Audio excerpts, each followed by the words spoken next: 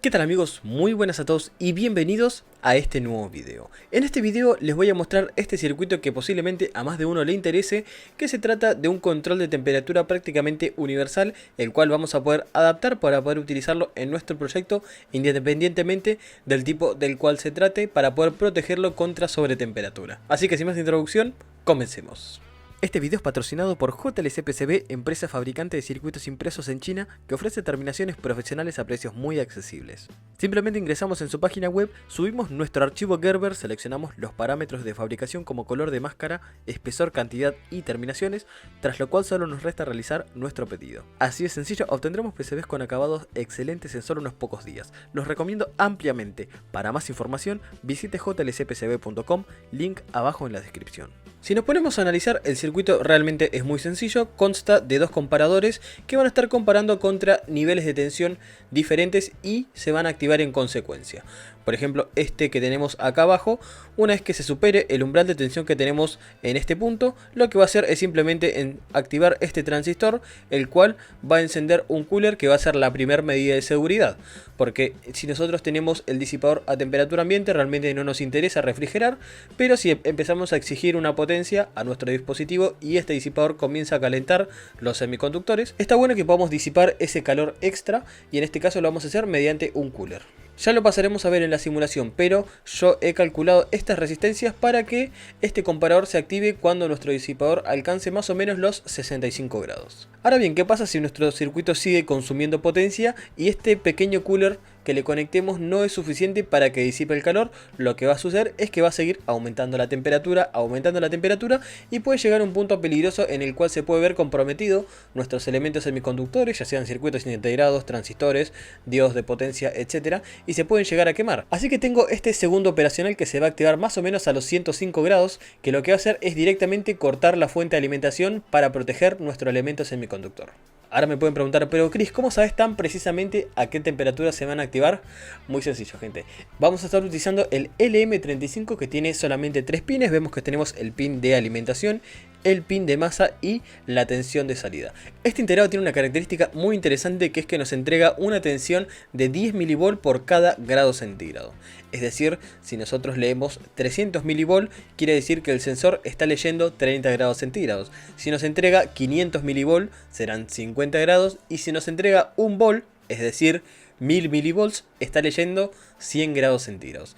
Es muy lineal y esto nos sirve para poder calcular de una forma muy sencilla este pequeño divisor resistivo. Y ahora bien, ¿cómo sé yo qué tensiones aplicar? En este caso estoy utilizando un TL431 que ya lo hemos utilizado en varios proyectos anteriores, como por ejemplo el voltímetro amperímetro digital. Si no vieron ese video, se los voy a dejar linkeado por acá en una esquinita para que lo vayan a ver. Pero bueno, básicamente es un Zener ajustable al cual nosotros le podemos decir qué tensión queremos que nos dé, y es una tensión de referencia muy estable. En esta configuración, tal como lo tengo conectado, nos va a entregar unos 2.5 volt muy estables y preciso. Simplemente tiene una resistencia de 22K para alimentarlo, para polarizarlo y nada más. Es decir que en este punto tengo una tensión igual a 2.5 volt. Y en este divisor resistivo, si lo calculan, se van a encontrar con que en este punto tenemos aproximadamente unos 650 mV y en este punto tengo una tensión de aproximadamente 1.04 o 0.5 volt. Vemos que ambas tensiones de referencia contra las que vamos a comparar lo que nos mide nuestro sensor de temperatura están entrando por las entradas inversoras de nuestros operacionales.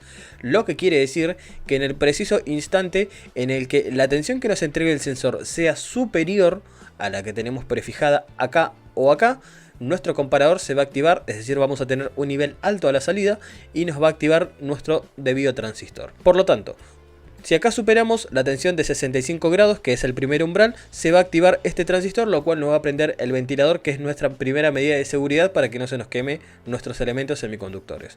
En el debido caso de que no sea suficiente para refrigerar y nuestros semiconductores sigan elevando de temperatura, vamos a poder alcanzar el segundo umbral, que en este caso yo lo seté para 105 grados, que lo que va a hacer es directamente cortar la alimentación de la fuente para proteger obviamente nuestros semiconductores. El circuito simplemente se completa con una pequeña fuente regulada, que en este caso es a 12 volt con un 7812 con sus respectivos capacitores de filtrado de entrada y de salida. Por este lado tenemos nuestro relé de salida, que cuando está en reposo va a conectar la alimentación, pero cuando se active, cuando se polarice este transistor, va a desconectar la salida, va a funcionar simplemente como un interruptor. Adicionalmente le he puesto un LED de estado que nos va a avisar cuando nuestro relé está activo y nuestra salida se ha desactivado por exceso de temperatura, y también un diodo en paralelo a la bobina para que absorba los picos de la fuerza contraelectromotriz, que es la misma función que cumple este diodo pero para el cooler. Es así más o menos como funciona el circuito. Lamentablemente no lo monté en físico porque me faltan algunos componentes, primordialmente el LM35, pero bueno, en unos días me va a llegar. Pero para no irme con las manos vacías, les voy a mostrar una pequeña simulación. Y acá lo tenemos. Pero Cristian, ¿qué es eso? Bueno, básicamente es el mismo circuito que les mostré antes, pero completamente simplificado. Le quité la tapa de la fuente de alimentación, la tensión regulada, los elementos de salida. Simplemente tengo el divisor resistivo, nuestro LM35, los operacionales, y en este caso a la salida le conecté simplemente un LED y una resistencia, que cuando se nos ilumine el LED es porque tenemos la salida activa. En este caso estas flechitas son test point que nos van a estar mostrando en todo momento la lectura de la tensión que tenemos en esos puntos. Acá por ejemplo tengo los 2.5 volt y 0 volt, estos serían los 2.5 volt que me entrega el TL431, y acá podemos ver que en este primer punto de este divisor resistivo de 3 resistencias tengo 1.03 volt, lo que quiere decir que este operacional va a estar comparando contra esta tensión, que serían 103 grados, y tengo este segundo operacional que va a estar leyendo esta tensión, que es 0.66 volts, es decir que este operacional se activaría idealmente cuando supere los 66 grados.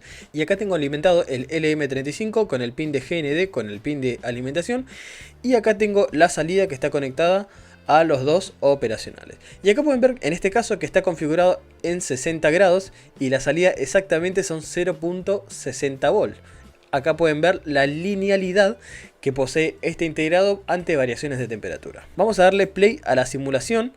Y en este caso podemos ver que en estas condiciones tenemos ambos operacionales apagados, porque obviamente tenemos una tensión de 60 grados que está por debajo de nuestro primer umbral, que es el de 66 grados. Si yo empiezo a aumentar esta temperatura, cuando lleguemos o superemos los 66 grados, ahí vemos que se activa este LED, porque tenemos 67 grados ingresando por uno de los pines y 66 ingresando por el otro. Al ser la tensión de la entrada no inversora superior, se nos activa la salida, que en este caso la representé con un simple LED. Pero ¿qué sucede si, como les dije antes, esta refrigeración forzada no es suficiente y nuestro integrado comienza y sigue levantando temperatura, 80, 90, seguimos subiendo?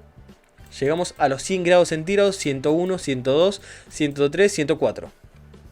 Hasta ahí llegó.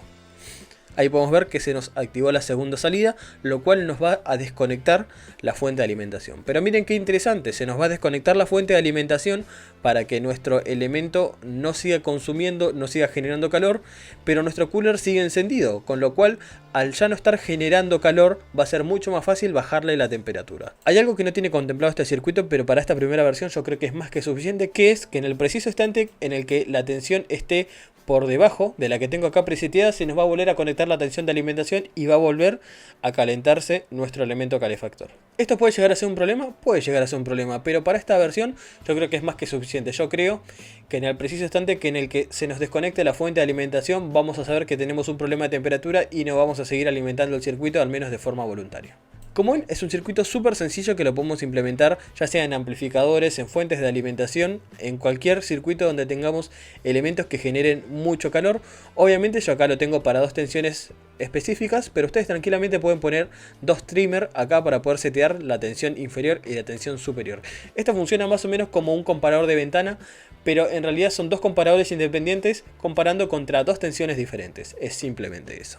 Para aquel que le interese, este circuito se los dejo debajo en la descripción en un link para que lo puedan descargar, lo puedan chusmear tranquilo y lo puedan armar y lo puedan implementar en sus circuitos. Si este pequeño aporte les ha gustado, les agradecería que dejaran un buen me gusta y se suscribieran al canal para no perderse de ningún vídeo y lo compartieran con aquellos que crean que les pueda interesar.